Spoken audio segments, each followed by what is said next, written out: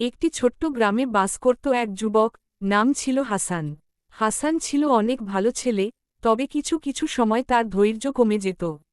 বিশেষ করে রোজা রাখার সময়, যখন সে পিপাসায় কাতর হয়ে পড়ত, তখন তার মনটাও একটু নড়ে উঠত। একদিন রমজান মাসের প্রথম দিন, হাসান সকালবেলা সেহরি খেয়ে রোজা শুরু করল। দিনটা খুবই গরম ছিল, সে ভাবছিল যে আজকে ঠিক কিভাবে সারা দিনটা পার করবে।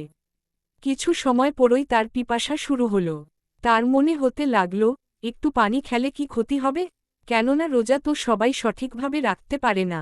ঠিক তখন হাসান পাশে বসে থাকা তার বাবা আব্দুল্লাহকে দেখে, যিনি সারা দিন রোজা রাখেন এবং কখনো কোনো অভিযোগ করেন না। আব্দুল্লাহ জানতেন আজ হাসান খুব কষ্ট পাচ্ছে, তাই তিনি হাসানকে ভালোবাসা দিয়ে বললেন, হাসান, রোজা শুধু খাবার আর পানীয় থেকে বিরত থাকা নয়, এটা আত্মবিশুদ্ধি এবং আল্লাহর প্রতি আত্মসমর্পণ। আমাদের বিশ্বাস করতে হবে যে আল্লাহ আমাদের সহায়তা করবেন। হাসান বাবা আব্দুল্লার কথা শোনার পর কিছুটা শান্তি অনুভব করল। সে ভাবল, এটা যদি আল্লাহর জন্য করা হয়, তাহলে এই কষ্ট আমি সহ্য করতে পারব। এভাবে দিনের পর দিন হাসান তার রোজা পালন করতে থাকল। একদিন বিকেলের দিকে যখন সে মসজিদে যাচ্ছিল, একটি দরিদ্র মহিলা তাকে দেখতে পেল। মহিলার হাতে কিছু ছিল না, পেটে ক্ষুধা এবং শরীরে দুর্বলতা। হাসান তার কাছে গিয়ে বলল, আপনার কি কিছু দরকার? আমি আপনাকে সাহায্য করতে চাই।